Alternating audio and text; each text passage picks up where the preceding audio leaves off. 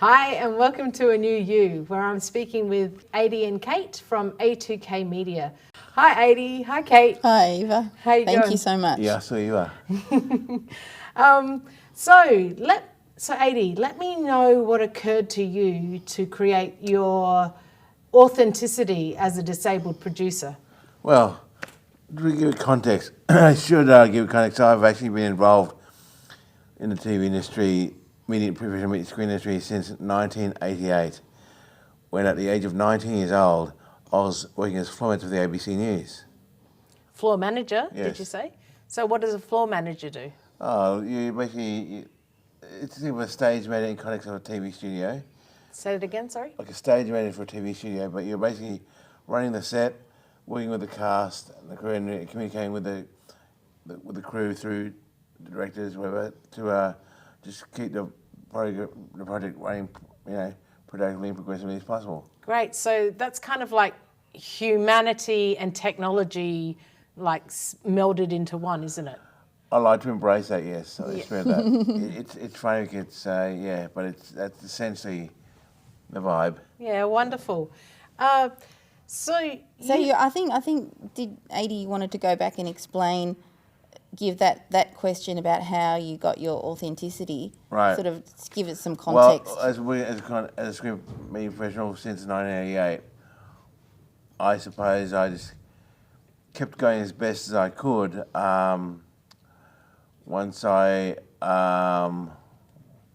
acquired my brain injury, because my brain injury started basically because I paid more than my fair share of what I call idiot tax.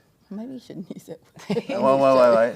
Because I picked up smoking. I started smoking at age 29. I mean, seriously, who the hell does that, eh? smoking at what age? I started smoking at 29. 29. I started there. You're a mature, acquired smoking. Yeah. And I worked my way up to smoking 4 packs a day. Far out. Indeed.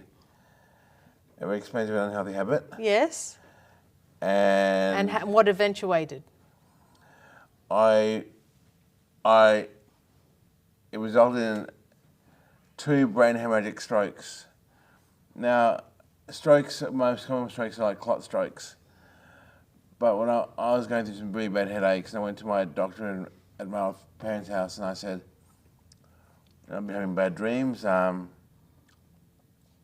He said, first of all, let me take your blood pressure. I said, sure.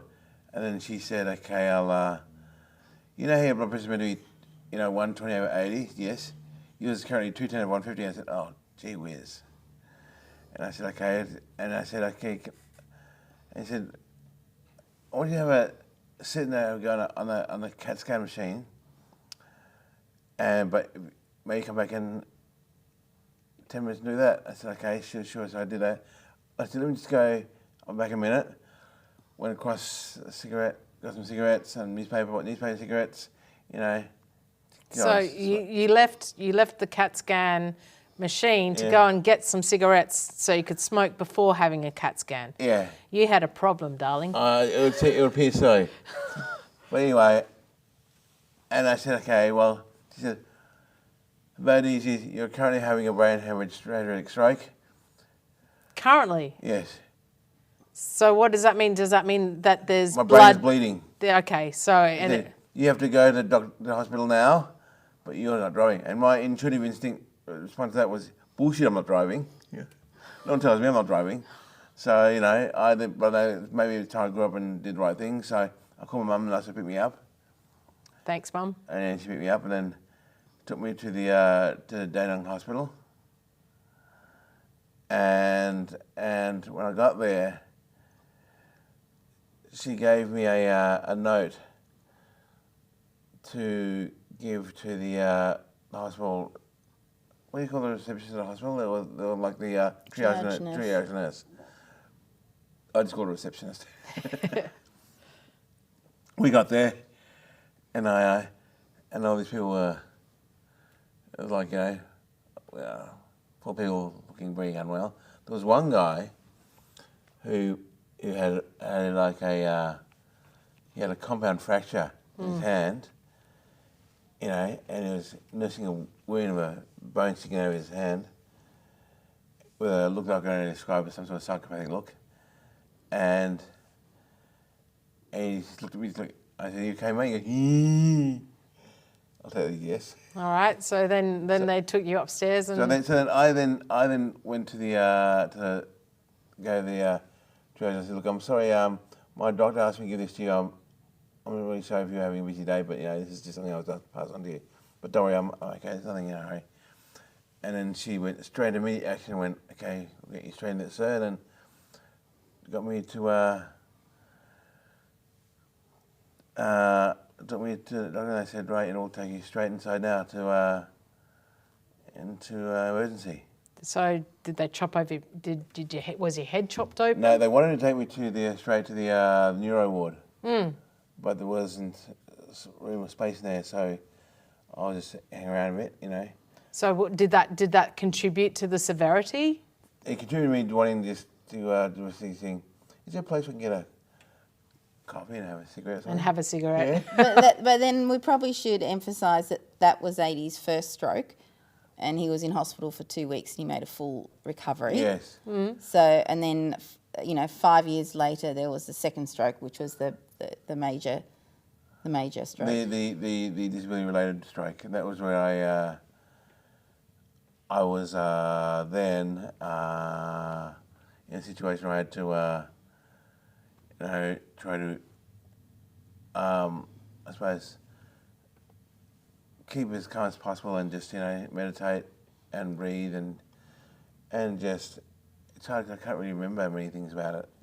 Well, Ade was in a coma for 3 weeks and then in hospital for 7 months. Medically induced coma, 3 weeks. So you were kind of out of it. Yeah. So were you together at that stage? Yes. I mean, as a couple? Yeah. Yes, we've been dating since the 5th of March 2006. Cool. All right. Yeah. And then this happened in what year? 2000 and. And 6? No, your head. 2011. 2011. Yes. So you'd been together for 5 years by Yeah. this stage. That must have been. So hold on. We actually met in 2011, around the time he had his major stroke. We met in 2006, darling. Sorry? Met. You were my student at broadcasting. I'm getting confused with the dates, to be honest. We met, basically what happened... No, 2011. No, when we met, people said, how do you know you met? I was joking, people said, look, we met in public toilets. But you didn't. No. You met in the classroom. Yeah, I was a teacher at the Department of Broadcasting at Holmes Glen TAFE. And what were you teaching? I was teaching about International co-productions, wasn't it? co-productions, a lot of theory-based stuff. Okay.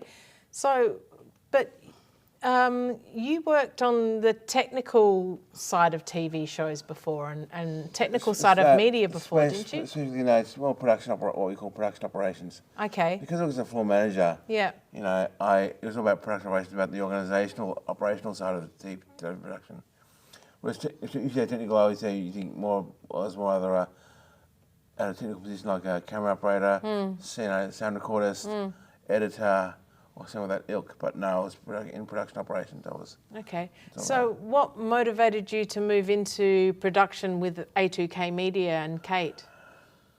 What motivated you to do that? Well, it was basically continuing on the trend of I'd been working in media since 1988. What did I say here? Oh, well, it's a bit of a funny story, actually, because Ade had we'd been asked to be, or Ade had really been asked to be an agent for a Malaysian film called The Red Kebaya. And Ade already had a film that he co-produced in Malaysia. Because I was working as a co-producer and media executive, and that film was, gratefully for me, was the first film from Malaysia. It was called Puteri Gunung Ledang. That was your next guess. And that film was the first film to be accepted, to be considered for consideration for Oscar nomination. For what? To be accepted, to be considered for Oscar nomination. For Oscar nomination? Yes. Wow, that's huge. So we thought we're going to show these films, and at around the same time, we got invited to a dinner with a Malaysian trade minister. So we quickly printed up some business cards saying A2K Media and the film festival, and we were kind of forced ourselves into it. So we created this. We projected the spirit of, you know what, fake it till you make it. We created these film festivals we ran for years at ACME, Malaysian films and Indonesian films that we showed all around the countryside. And we, you know, at one stage there were flags all going down Flinders Street. The film festival ran for about 5 days. And it wasn't just a film festival, it was films, but we also had cultural lots of food and fashion. Cultural exchange element. And yeah, so that's how A2K Media started. It was about breaking down cultural barriers.